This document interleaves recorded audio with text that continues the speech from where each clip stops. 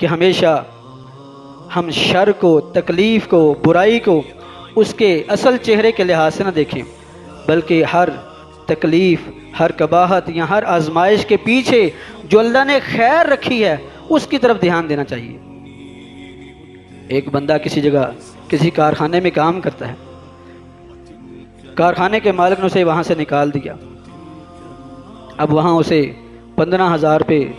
تنخواہ مل رہی تھی، پریشان کہ بھئی 15,000 ملتے رہے، وہ بھی جواب ہو گیا ہے میرے ساتھ اچھا نہیں ہوا، میرے ساتھ ایسا کیوں ہوتا ہے، یہ میرے ساتھ ہی ہونا تھا۔ نہیں، یہ ہمارے ایمان کا تقاضا نہیں ہے،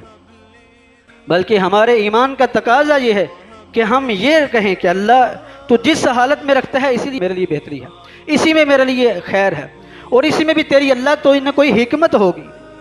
کیونکہ اللہ کوئی کام حکمت سے خالی نہیں ہے۔ آپ پریشان ہوئے، توبہ استغفار کی، اللہ سے معافیاں مانگی، اللہ سے تعلق مضبوط کیا، کچھ ہی دن گزرے، ایک اور جگہ سے آپ کو ڈیوٹی کرنے کے لیے آفر آئی، اور پہلے 15,000 کماتے رہے، وہاں 25,000 ملنا شروع ہو گیا۔ تو بظاہر یہ نہ دیکھو مجھے جواب کیوں ہوا، یہ نہ دیکھو مجھے کیوں نکالا گیا، اگر تمہیں وہاں سے نہ نکالا جاتا تو کبھی تمہیں 25,000 والی ڈیوٹی کبھی نہ ملتی، تمہیں وہاں سے جواب ہوا تو اس کے مقابلے میں اللہ نے تمہیں اس سے زیادہ خیر عطا فرما دی۔ تو اس لیے تکلیف کو بظاہر اس کے چہرے سے نہ دیکھا جائے، بلکہ اس کے پیچھے جو اللہ نے خیر رکھی ہے اس کو پہچانا چاہیے۔ اس لیے سلف صالحین کا قول ہے لیس بفقیہ من لم یعد البلاء نعمہ، وہ بندہ سمجھدار ہی نہیں، وہ حکیم ہی نہیں، وہ دانا ہی نہیں جو آزمائش کو بھی اپنے لیے نعمت نہ سمجھے۔ ایک بندہ اس کے حالات سخت ہو گئے، پریشانیاں آنی شروع ہو گئی، اس بندے نے نمازیں پڑھنی شروع کر دی، حالات اور سخت ہو گئے، اس نے تہجد پڑھنی شروع کر دی، حالات اور سنگین ہوئے، صبح و شام کے اذکار بھی کرتا ہے، نمازیں پڑھتا ہے، صوم و صلات کا پابند ہو گیا ہے۔ اب بظاہر ہم دیکھتے ہیں کہ یار یہ اس کے لیے اچھا نہیں ہو رہا، لیکن دنیا کے نقصان کے مقابلے میں جو اس کی آخرت اللہ نے بہتر فرما دی ہے، اس کا تعلق اللہ سے مضبوط ہو گیا ہے، جو صوم و صلات کا وہ پابند ہو گیا ہے، وہ جو جہنم سے بچا کر جنت کا وارث بنا دیا گیا ہے، وہ سب سے بڑی خیر ہے انسان۔ یہ اللہ کی حکمت ہے۔ ایک بندہ بیماری سے دوچار ہوتا ہے، بیماری آئی، سمجھتا ہے یار میرے ساتھ اچھا نہیں ہوا، اتنی بڑی بیماری مجھے لگ گئی، لیکن بیماری آنے سے اس نے اپنی زندگی کے بارے میں سوچنا شروع کر دیا، موت کو یاد کرنا شروع کر دیا، اپنے معاملات جو بکھرے معاملات تھے اسے کلوز کرنا شروع کر دیا، ہر معاملے میں احتیاط برتنی شروع کر دی، نمازیں پڑھنی شروع کر دی، اللہ سے لو لگانی شروع کر دی۔ تو جو اس تکلیف بیماری کے پیچھے اللہ نے خیر اس کے لیے رکھی ہے، یہ اس کے لیے بہتر ہے۔ اس لیے اللہ تعالیٰ حکیم ہے اور اس کا کوئی کام حکمت سے خالی نہیں ہے۔ اور کئی مرتبہ بندہ جنتیوں والے عمل کرتا ہے، خیر والے عمل کرتا ہے، نیکی والے عمل کرتا ہے، لیکن اس کے لیے اللہ نے جنت میں ایک ایسا بلند مقام تیار کر رکھا ہوتا ہے کہ اس کی نیکیاں اسے وہاں تک نہیں پہنچا سکتی، اپنی نیکیوں کی رفتار کے لحاظ سے وہ اس خیر، اس بڑے مقام تک نہیں پہنچ سکتا۔ اللہ اپنے اس بندے کو مصیبت سے دوچار کرتے ہیں، اسے بیماری سے دوچار کرتے ہیں، اس بیماری کے آنے پر بندہ صبر کرتا ہے، اور صبر کے مقابلے میں پھر اللہ اسے بغیر حساب کے جو اعلیٰ مقام عطا فرماتے ہیں، اصل میں وہ خیر ہے۔ تو اس لیے ہمیشہ یہ سوچنا چاہیے کہ اللہ تعالیٰ حکیم ہے، اس کا کوئی کام حکمت سے خالی نہیں، جو کرتا ہے اللہ کرتا ہے، اور جو اللہ کرتا ہے وہ ہمیشہ بہتر ہوتا ہے، اس میں خیر ہی خیر ہے، اس میں حکمت ہی حکمت ہے، چاہے بازار ہمیں حکمت سمجھ آئے یا نہ آئے۔ تو بھائیو، اس لیے اللہ کے نام الحکیم ہونے کے لحاظ سے ہماری زندگی کی بڑی پریشانیاں ختم ہو جاتی ہیں، بڑی الجھنیں ختم ہو جاتی ہیں، بڑے معاملات سیدھے ہو جاتے ہیں۔ جیسے کہ ایک حکایت بڑی مشہور ہے کہ ایک بادشاہ، اس کا غلام بڑا دانا اور حکیم تھا، اس کا وزیر، جب بھی کوئی نہ کوئی معاملہ ہوتا تو وزیر یہی کہتا کہ بھئی بادشاہ سلامت، اس میں بھی اللہ کی کوئی نہ کوئی حکمت ہوگی، اللہ نے اس میں بھی کوئی نہ کوئی حکمت رکھی ہوگی۔ اللہ کرنا ایسا ہوا کہ ایک دن بادشاہ کی ایک انگلی کٹ گئی۔ اب بادشاہ تکلیف سے کرا رہا تھا، لیکن وزیر کہتا ہے بادشاہ سلامت آپ صبر کریں، اس میں بھی اللہ نے کوئی نہ کوئی حکمت رکھی ہوگی۔ بادشاہ کو بڑا غصہ ہے، ابھی دیکھو مجھے تکلیف آئی ہے، میں تکلیف سے کرا رہا ہوں اور یہ مجھے کہہ رہے اس میں کوئی نہ کوئی حکمت ہوگی۔ غصے سے اس وزیر کو زندان میں بھیج دیا، جیل میں بھیج دیا۔ بادشاہ سلامت بالآخر صحیح ہوا، انگلی کٹی ہے۔ ایک دن اپنے سپاہیوں کے ساتھ شکار کے لیے نکلا، شکار کے لیے گیا، جنگل میں کافی دور نکل گیا۔ بالآخر جنگلی لوگوں نے اس بادشاہ کو پکڑ لیا، سپاہی بھاگ گئے۔ اب بادشاہ کے لیے انہوں نے بڑا تیاری کی، انہوں نے بڑے ڈھول ڈمکے کیے اور بادشاہ کو بلی چڑھانے کا ارادہ کر لیا۔ اب بادشاہ بندھا ہوا ہے، بین ہی اس وقت جب اسے قتل کرنے لگے، اسے ذبح کرنے لگے تو دیکھا تو اس کی ایک انگلی کٹی ہوئی تھی۔ تو ان جنگلی لوگوں نے کہا کہ یہ تو ناقص الخلقت ہے،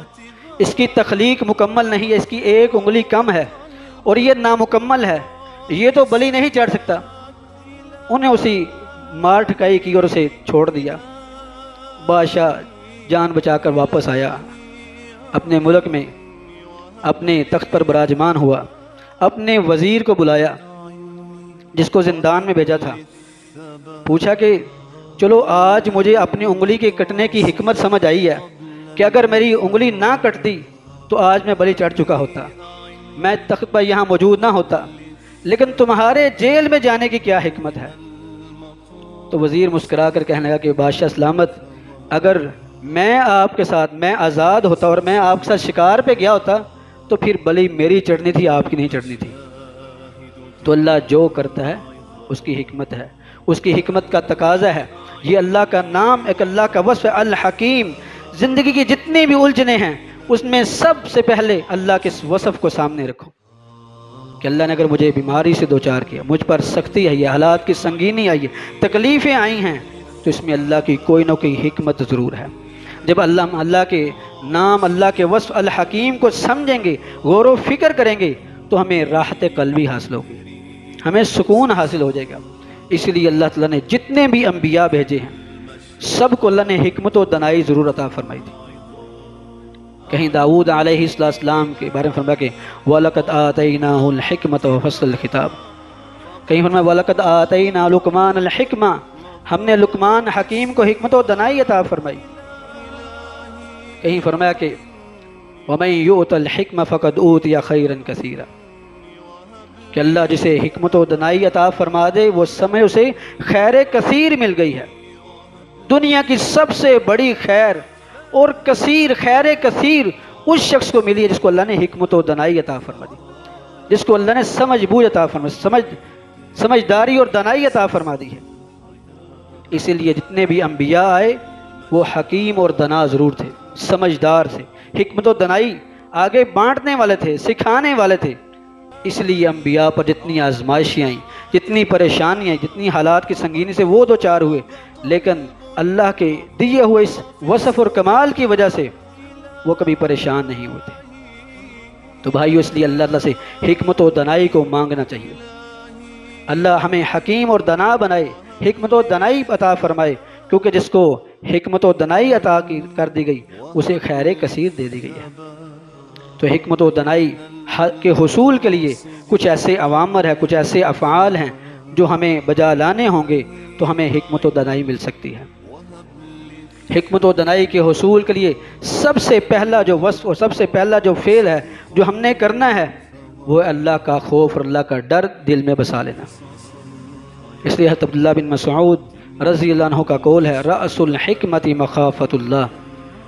حکمت و دانائی کی بنیاد اور جڑ اللہ کا خوف ہے۔ جتنا اللہ سے کوئی بندہ زیادہ ڈرے گا اتنا ہی اللہ اس کے نور ایمان کی وجہ سے اسے فہم و فراست عطا فرمائیں گے۔ جیسے اس کی آنکھوں میں نور ہے، اسے بصارت دے دی گئی ہے نیکی کو اپنانے کی وجہ سے، اللہ کے خوف کی وجہ سے اللہ اس کے دل کی آنکھیں جن کو بصیرت کہا جاتا ہے اس کے دل کی آنکھیں بھی روشن ہو جائیں گی۔ اور بصیرت وہ چیز ہے جس سے انسان خیر کو خیر سمجھتا ہے، شر کو شر سمجھتا ہے، اچھائی کو اچھائی سمجھتا ہے، برائی کو برائی سمجھتا ہے۔ تو اس لیے بصارت کے ساتھ ساتھ انسان کی بصیرت کا ہونا انتہائی ضروری ہے۔ اور بصیرت کے حصول کے لیے سب سے بنیادی چیز اللہ کا خوف اور اللہ کا ڈر ہے۔ اس لیے فرمایا ان اکرمکم عند اللہ اتقاکم، تم میں سب سے معزز اللہ کے ہاں وہ ہے جو زیادہ متقی ہے۔ جب انسان متقی ہوتا ہے، اللہ کا خوف اپنے دل میں بسا لیتا ہے، تو پھر اللہ اس سے محبت کرتے ہیں، اور جب اللہ اس سے محبت کرتے ہیں تو پھر اللہ اسے حکمت عطا فرماتے ہیں۔ ان اللہ آت العبد الحکمہ، اللہ اپنے بندے کو حکمت عطا فرماتے کب؟ اذا احبہ، جب اللہ اس سے محبت کرتے ہیں۔ اللہ جب بندے سے محبت کرتے ہیں تو اسے حکمت و دانائی عطا فرماتے ہیں۔ اور بعض سلف صالحین نے یہ لکھا ہے تؤتی الحکمہ علی مکافات ایمان العبد، جتنا انسان کا ایمان، بندے کا ایمان مضبوط ہوگا، اتنی اللہ اسے فہم و فراست، حکمت و دانائی عطا فرماتے ہیں۔ وعلی استقامت علی امر اللہ، اور جتنا وہ خیر پر قائم ہوتا ہے اتنی اللہ اسے زیادہ حکمت عطا فرماتے ہیں۔ تو خیر حکمت کے حصول کے لیے سب سے بنیادی چیز اللہ کا ڈر، اللہ کا خوف ہے۔ اور دوسری چیز خیر کے حصول کے لیے، حکمت و دانائی کے حصول کے لیے لمبی خاموشی، کم بولنا، تھوڑا بولنا، اپنی زبان کو کم استعمال کرنا۔ حضرت عمر بن عبدالعزیز رحمہ اللہ فرماتے ہیں اذا رأیتم العبد یہرب من الناس، جب تم کسی بندے کو دیکھو کہ وہ لوگوں سے دور بھاگتا ہے، یطیل الصمت، لمبی خاموشی اپناتا ہے، فاقتربوا منہ فإنہ یلقی الحکمہ، ایسے بندے کے پاس بیٹھا کرو، وہ حکمت و دانائی بولتا ہے۔ اذا رأیتم الرجل، جب تم ایسے بندے کو دیکھو، یطیل الصمت، لمبی خاموشی، ویہرب من الناس، لوگوں سے میل جول سے بچتا ہے، تنہائی خلوت میں رہتا ہے، اللہ سے تعلق مضبوط رکھتا ہے، فرمایا کہ فاقتربوا منہ، اس کے قریب بیٹھا کرو، فإنہ یلقی الحکمہ، کیونکہ وہ حکمت و دانائی بولے گا، جب بولے گا خیر کا کلمہ بولے گا۔ لقمان حکیم رحمہ اللہ، ان سے کسی نے پوچھا کہ آپ کو یہ مقام مرتبہ کیسے حاصل ہوا؟ تو فرماتے ہیں بشیئین، دو چیزوں سے مجھے حکمت و دانائی حاصل ہو، ایک طول الصمت، لمبی خاموشی، اور دوسرا ترک ما لا یعنینی، ہر وہ کام چھوڑ دینا جس سے مجھ سے کوئی تعلق نہیں ہے، بیکار کام میں نے چھوڑ دیے تو میں حکمت و دانائی مجھے حاصل ہوگی۔ اور بعض سلف صالحین نے یہ بھی لکھا کہ الحکمت عشرۃ اجزاء، حکمت و دانائی سمجھداری کے 10 حصے ہیں، حکمت و دانائی کے 10 حصے ہیں، 9 منہا فی الصمت، 9 حصے دانائی کے، حکمت کے، فی الصمت، خاموشی کے اندر ہیں، والعاشر استماع القول الحسن، اور حکمت و دانائی کا 10واں حصہ اچھی بات سننا ہے۔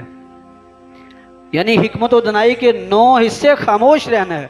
اور 10واں حصہ خیر کی بات سننا ہے، یعنی بولنا حکمت و دانائی نہیں ہے۔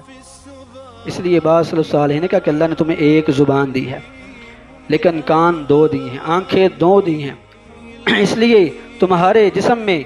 ان چیزوں کا حصہ بھی زیادہ ہونا چاہیے،